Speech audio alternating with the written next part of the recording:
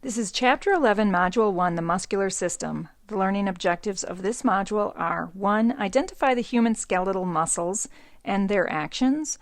2. Define origin, insertion, agonist, antagonist, prime mover, and synergist. The muscular system only consists of skeletal muscles and does not include the cardiac muscle or smooth muscles.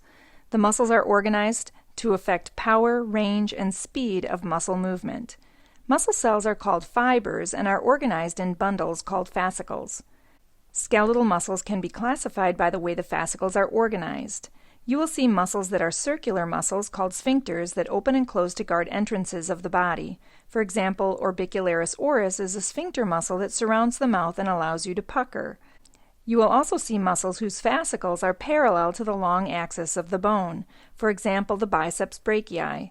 You will also see muscles that fan out and are more broad on one side. Muscles have one fixed point of attachment called the origin and one moving point of attachment called the insertion. The origin is usually proximal to the insertion or more medial to the insertion. Movements are produced by muscle contraction. Body movements such as flexion and extension occur when muscles contract. Many times muscles work in groups to move a joint and maximize efficiency. Smaller muscles reach maximum tension first followed by the larger primary muscles. The agonist is the term given to the muscle in the muscle group that produces a particular movement such as flexion or extension. Another name for the agonist is the prime mover. The antagonist is the name given to the muscle in that group that opposes the movement of the agonist. And a synergist is a small muscle that assists a larger agonist in the group. This synergist may actually start the motion or stabilize the origin of the agonist. An example of these terms can be applied to elbow flexion. The agonist or prime mover of elbow flexion is the biceps brachii. The synergist is the brachialis muscle that assists the biceps brachii, and the antagonist is the triceps brachii muscle that opposes elbow flexion. Agonists and antagonists work in pairs. When one contracts, the other stretches. For example, when the bicep muscle contracts, it is the agonist that causes elbow flexion. At the same time, the triceps brachii, the antagonist, relaxes and stretches. In contrast, when the tricep muscle contracts, the elbow extends. At the same time, the bicep muscle relaxes and stretches. Muscle names are very descriptive. They always include the term muscle following the description, except for the platysma and the diaphragm. The names of muscles may describe the location in a specific region of the body, such as the temporalis muscle in the temple region, or the name may describe the origin and insertion of the muscle, such as the sternocleidomastoid muscle, where the origin is on the sternum and clavicle and the insertion is on the mastoid. The name may describe the fascicle orientation within the muscle, such as the rectus abdominis, where rectus means straight, or the name may indicate a direction or location, such as the anterior serratus or the vastus medialis muscles. The name may indicate the muscle's position in the body, such as the internal intercostals. Muscles can be named according to how many tendons they have. For example, the biceps brachii has 2 tendons and 2 heads, while the triceps brachii has 3 tendons and 3 heads. Muscles can be named for the shape of the muscle or the size of the muscle.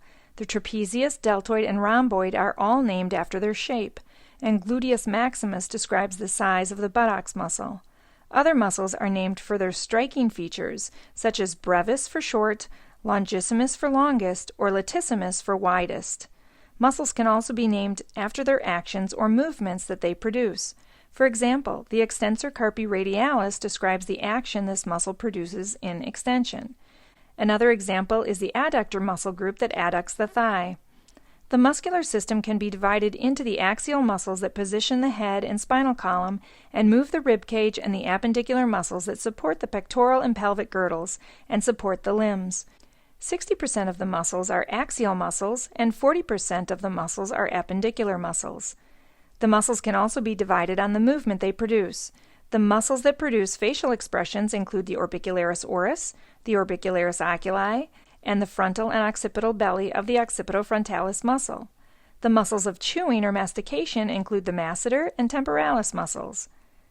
The muscle on the anterior neck that causes neck flexion is the sternocleidomastoid muscle. The muscles of the vertebral column include the erector spinae and the quadratus lumborum muscles, and they help to move the spine. It might be easiest to memorize the muscles based on what part of the muscle man model they can be found on.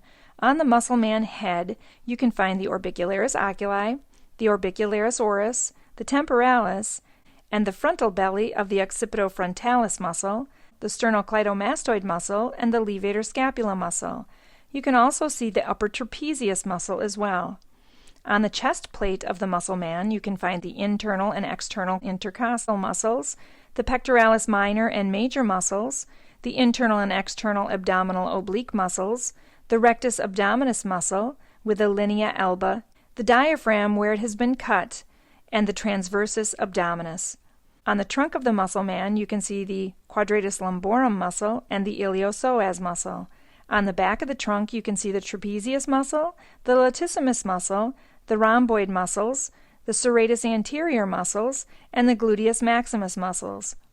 The erector spinae muscles are deep and attached to the spine. They can't be seen on the models we have. A diagram will be used in place of a model for the erector spinae group.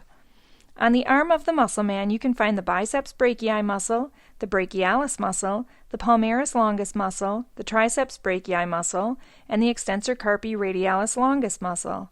On the thigh of the muscle man, you can find the biceps femoris, the semimembranosus, the semitendinosus, the rectus femoris, the vastus intermedius, the vastus lateralis, and the vastus medialis muscles. The adductor muscles are deep and can only be seen on a diagram. On the leg of the muscle man, you can find the tibialis anterior, the gastrocnemius, and the soleus muscles.